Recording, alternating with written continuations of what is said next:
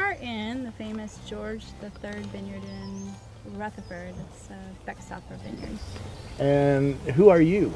I am Sarah Francis, Yeah. winemaker. Girls, it's hard to explain how we're taught in the world what we can be and what we can't be. It's a very, we're taught to be at home and be nurturers, and there's nothing wrong with that. Everybody has at least one gift or talent that if they just really explored, it's fear that holds you back. It's fear that says, no, a girl can't make wine. You can't be in agriculture. You're never going to make any money at that. You don't have an education at that. What will people think? It's all those things that really hold us back. I was born in Dallas and raised in California, then Washington, Oregon, and then Michigan, and then my parents retired to Missouri. So I did have a great-grandmother, and that's kind of where my love of grapevine started. We didn't have anybody in our family making wine, but my great-grandmother had a little hobby section of her orchard and garden that she dedicated to growing grapevines. And I don't know if anybody watching has ever had an imaginary friend when they were little or has known anybody, but I did, and they were grapevines. And my parents tell me that I would just come out to the section of my grandmother's garden and orchard and talk to this one section of grapevines. And I had them all named, and I sang to them. And I literally would go out there every morning, and I would hang out there until the absolute sun went down, and they'd force me, dragging and kicking, to come back in the house. I basically made the decision through some mentors who said, Sarah, you've been doing this and you're doing well at home, but you need to go for it, leap, and go to Napa Valley and make wine.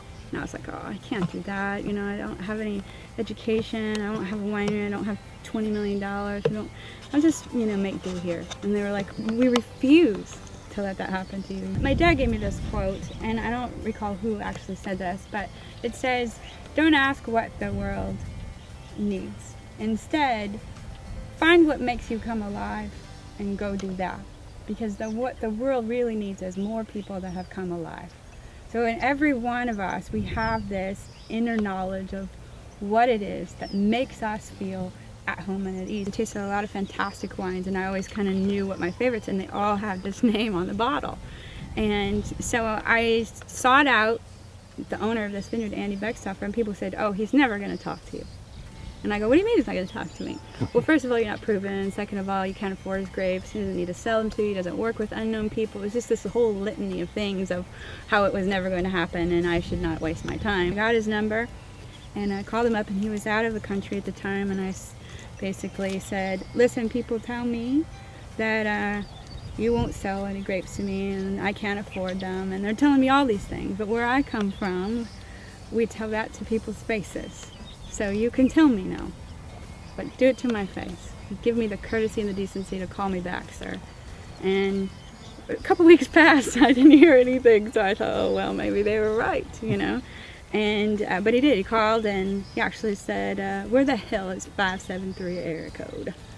Because he's from Virginia. He has this really gentlemanly southern accent. And I said, Missouri. And he said, well, I'll be damned. I have a vineyard named Missouri Hopper. What do you need, little girl? He said, you're pretty interesting. And he said, why do you want to make wine? And I said, well, quite frankly, because my soul refuses to let me do anything else and be happy. And so I have to. There's no question about this. I have to do this.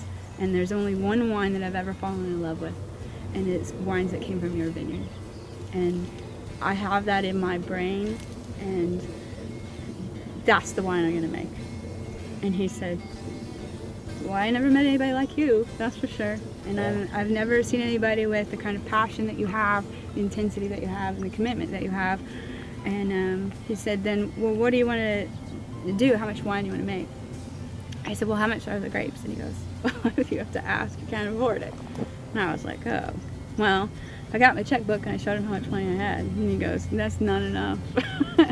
And he started talking to me about white wines. I want to make a Chardonnay, and I literally started crying because I was so angry at this point. And I said, quite frankly, sir, don't insult me and try to convince me to do something else in wine. I came to you because I want to make Cabernet Sauvignon. And he said, I'll tell you what, if you'll make a barrel of Chardonnay and a barrel of Cabernet, we'll help get you started that way. And I don't ever do this This is you. I don't do this. Everything you heard was right, but there's something about you that reminds me of when I started. And somebody took me under their wings, and I was willing to learn, and I have this feeling that you're willing to learn. And we get you in front of some mentors, and I really like to see how you progress, because I'm convinced that if anybody can make it and be successful in the wine business, it is you. Yeah. And I just cried, and that's when he brought me here, and he said, this is the vineyard that I think you should start in for your Cabernet Sauvignon and expand from this vineyard. And when we stepped on this ground, I was smitten, and I just melted. Wine is a Zen sport, and as long as you find wines that can make you slow down and lose yourself in the moment, you can then begin to appreciate what the differences are amongst wine. And it really is just you communicating with the wine through appreciation. That's all I ask anybody to do. Yeah. Take time with what's in your glass to appreciate what it's telling you. Don't worry about if it's wrong or if it's right, or just what is it telling you, what is its story, and you'll begin to see the nuances. And all these vines that you see after my 3 rows, those all belong to Schrader. Thomas Rivers Brown is their winemaker, and he's been winemaker of the year before, and he is the first winemaker. It's the first wine to ever get perfect 100 scores from every critic on the planet, basically. So all of the same. Right next to your Right, grape is right. that kind of high bar. Yeah, yes, exactly.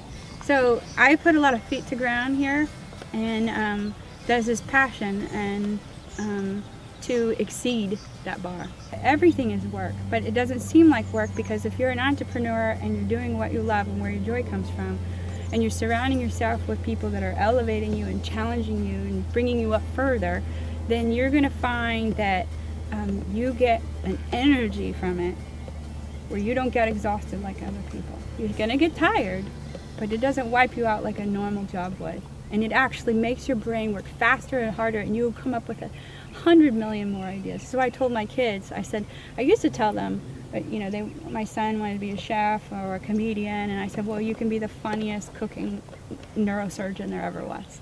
That's kind of what I told them.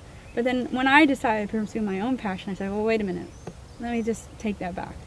You go and you become a chef. You commit yourself to excellence in the culinary world. You find the one thing about it that just makes you sing, and you will become a master and an expert, and people will seek you out for that advice, and you'll be entrepreneurial. You'll have more energy. You'll work harder at it than the average person, and you will find a way to make money at it.